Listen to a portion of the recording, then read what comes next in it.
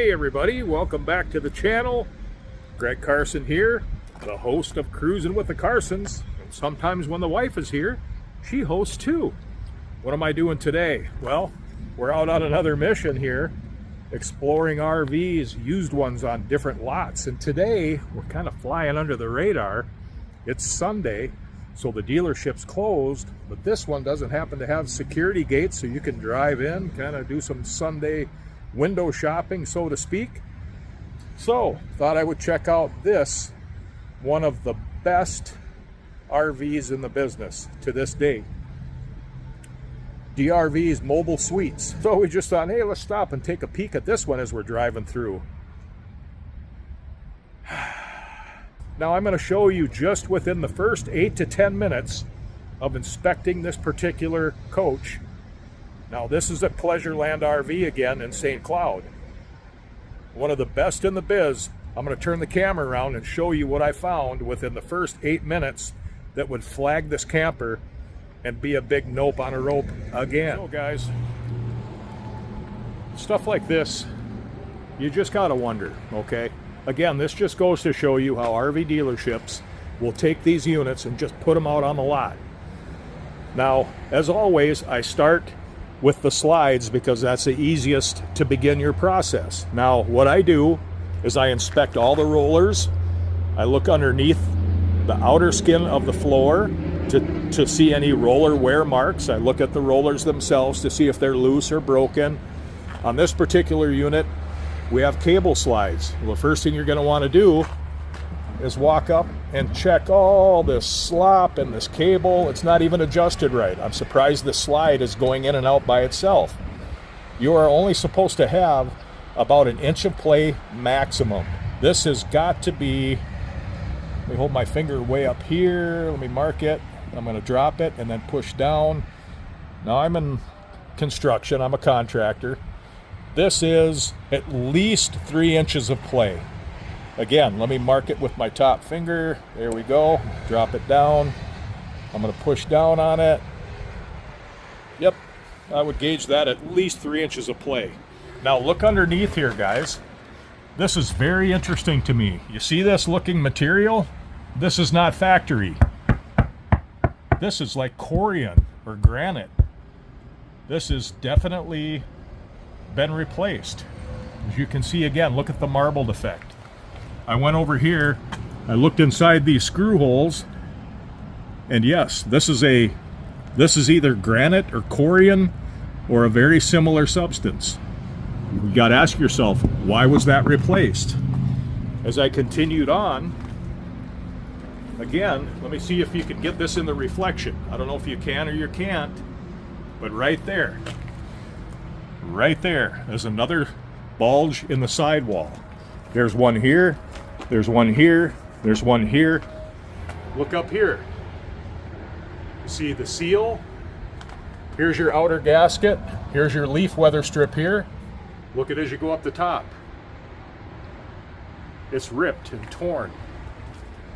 Same thing with this one. If I can get close enough up there, reach it up with my camera, look at the rips in the gaskets and in the weather strip.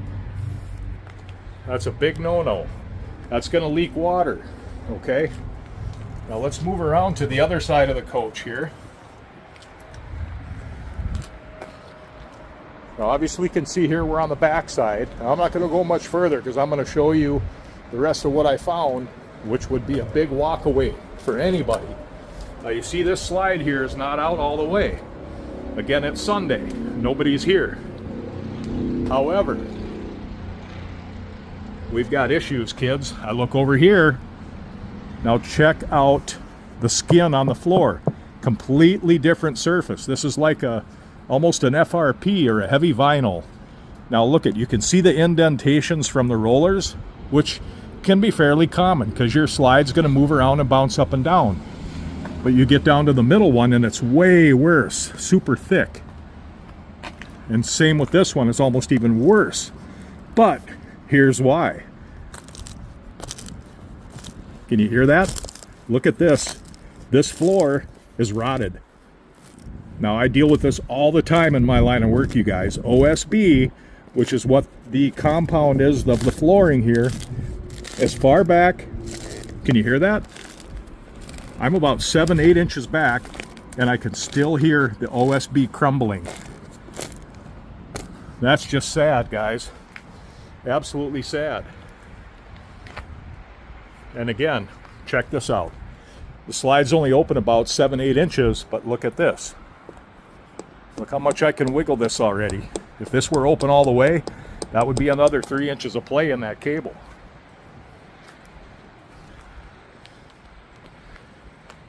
So look, you guys, if you're in the market, the bottom line is you've got to do diligence here. You've got to get that inspection done. Again, especially if you're looking at a used unit. This is what, the 4th time now? I've been going around to RV lots, looking at used campers. And I tell you what, a lot of you keep asking, why are you looking at campers? Didn't you just get one? Yep, we just bought a Cougar. And like I said in yesterday's video, that Cougar's in the shop right now. We bought it brand new. Why is it in the shop? Well, I'll be bringing you that episode. We are having independent suspension installed on that camper. Now, for me, as I've mentioned before, I'm not big on buying used because you just really never know what you're going to get, especially when it comes to campers that are under-regulated by the government. I said that. They are under-regulated. If you dig deep into the plumbing and the fittings and the wiring and some of the stuff that RV manufacturers do, you throw up and squirt diarrhea in the toilet at the same time. Sorry for that graphic, but it can be that repulsive. Ew. It's disgusting what goes on in the RV industry, you guys. So again, you've got to do your research. You've got to follow channels, whether it's this one or Big Truck, Big RV with JD. That guy covers so much stuff. I highly encourage you to go to his channel. Again, Big Truck, Big RV on YouTube. Watch some of JD's videos. Very educational. He brings the truth, much like I'm trying to do with this channel. Again, that's why I buy brand new, because I know what I'm getting. I know how I treat things, and I know how it's going to be cared for, and I know how it's going to be maintained. So unless you're buying from a friend of yours or someone that has an RV that you know how it was taken care of, I feel sorry for the people out there trying to buy used RVs right now. Now, when it comes to this kind of stuff, I put the burden back on the dealerships. In this particular case here, Pleasureland RV, man, oh man, I'm calling you guys out big time. I want to get one of these guys on camera to talk about why you're putting stuff like this on your lot. Well, I'll tell you why.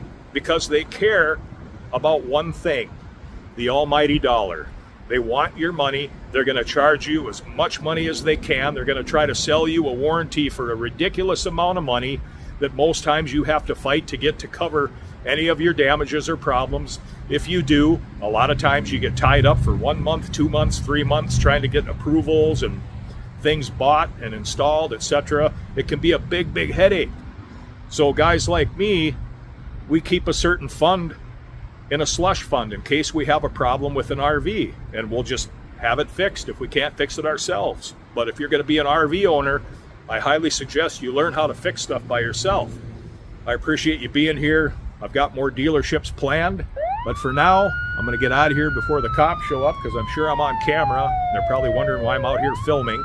So until then, stay tuned. We're going to bring more truth.